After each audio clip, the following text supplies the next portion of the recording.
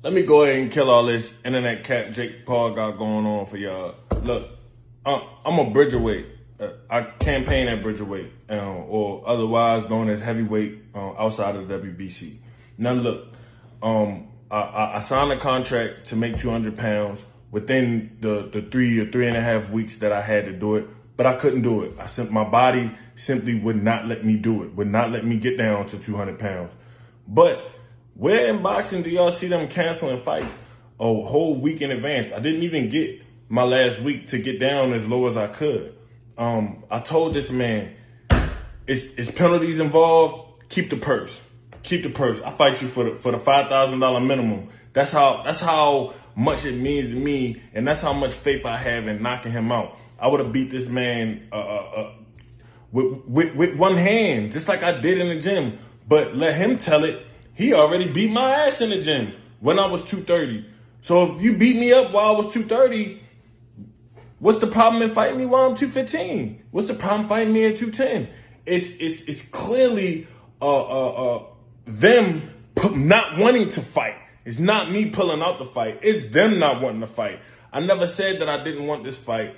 And the only thing that I can conclude is that they scared. I mean, they tried to drain me down. I told them, look, I ain't gonna be able to get all the way down to cruiserweight. I mean, it was a astronomical feat in and of itself from the beginning. From the beginning, when they called me to spar him for Anderson Silva, I told them what my weight was. They knew what my weight was, and they knew I was gonna have to lose about a pound a day for 30 days in order to make 200 pounds.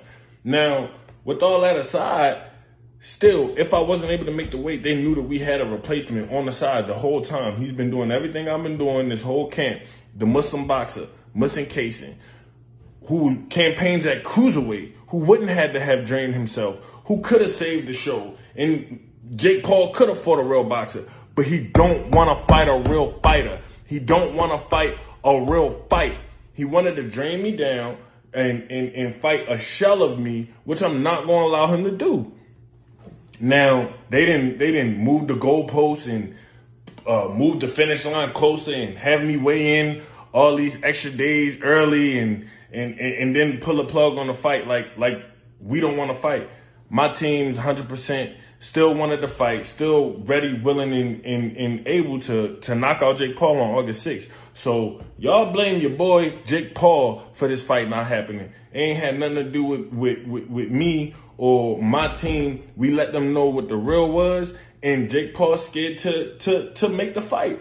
All he got to do is say, okay, I beat you up at 230, I beat you up at 215. I'm still coming down in weight, or I beat you up at 210. I'm still coming down in weight, but he don't want to do it because he don't want a real competitive fight. He wanted me to be a shell of myself when we got in there and got in that ring.